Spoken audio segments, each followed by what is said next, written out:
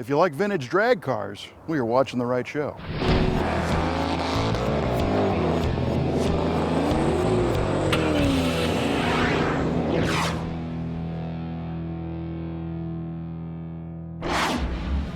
Drag racing was super popular in the mid-1960s, and by 1965, 15 specially built lightweight drag racing Mercury Comet Cyclones were converted into what we call a B factory experimental class for NHRA racing. And the B class is a little bit different from AFX racing.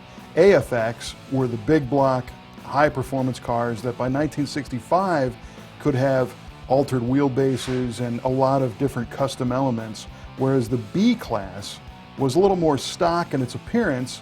A lot of these BFX cars were actually campaigned by dealerships or groups of dealerships that were able to promote themselves through racing.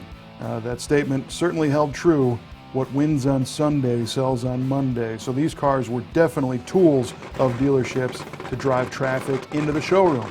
Some of the dealers actually had the cars on display in the showroom to get people to come through the door.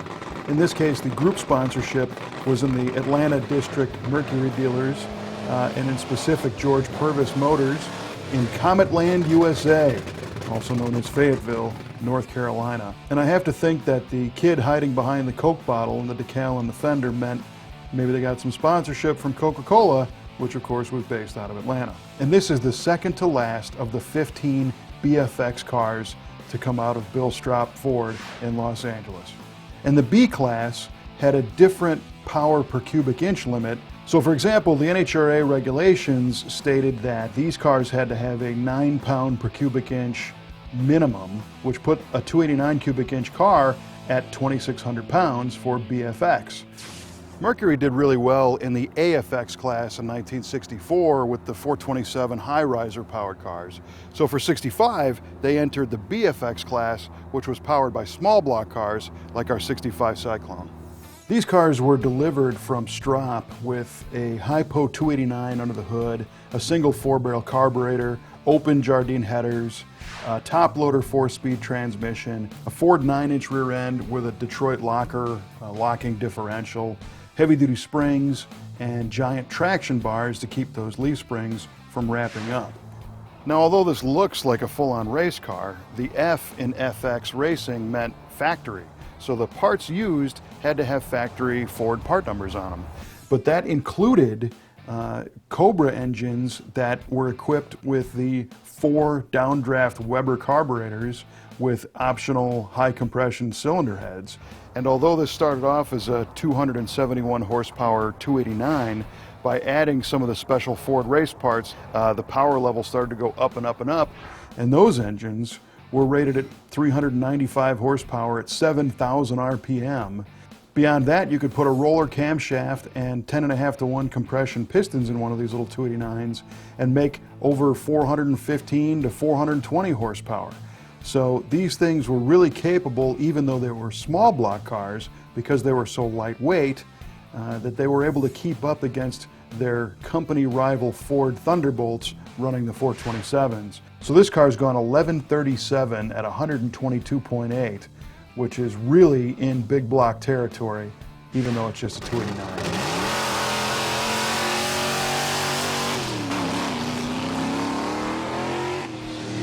Now, when you hear this thing run, it becomes obvious that this is not a regular street-going Mercury Comet. This is a full-on race car. And they were only available through participating Lincoln Mercury dealers, and of course they only made 15, so they were pretty hard to come by. There's supposed to be 9 of these things accounted for at this point. Most of these BFX cars were raced locally, kind of around the dealerships that sponsored them, because after all, these were a full-on racing advertisement for the local dealership. One way to make a car quicker is to make it lighter. And the rule book said it was okay to take the heavy body panels off and replace them with lightweight fiberglass versions. So this car is wearing a fiberglass hood, the bumpers, the fenders, the doors, the inside of the doors, even most of the interior are all made of fiberglass. So at first glance, it looks like an all-steel Comet, but it's not. I mean, you'd expect to see a full roll cage and steel or aluminum trim panels inside a race car. You wouldn't expect to see carpet and a color-matched dash and doors and something that looks, like a regular headliner.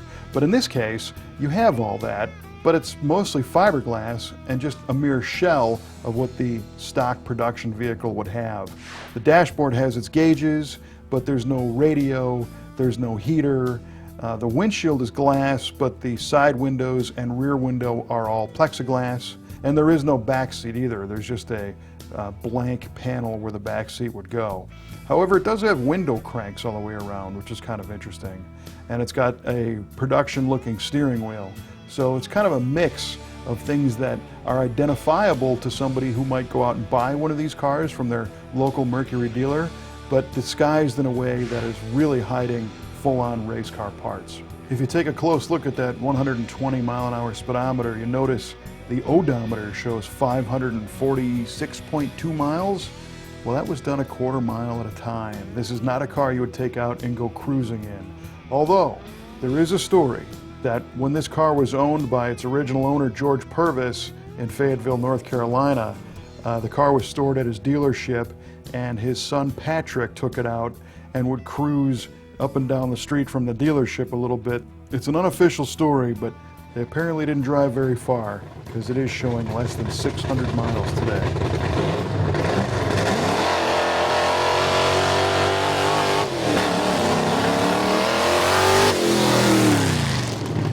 This car is definitely more at home on a drag strip than here in a parking lot, but it does get a chance to rattle the glass of the Brothers collection every once in a while. Thanks for checking this video out. If you like more of this stuff, you can go to our website at MuscleCarOfTheWeek.com or subscribe to our YouTube channel because we have more than 100 videos of cool muscle cars like this and a new one every week on Muscle Car of the Week.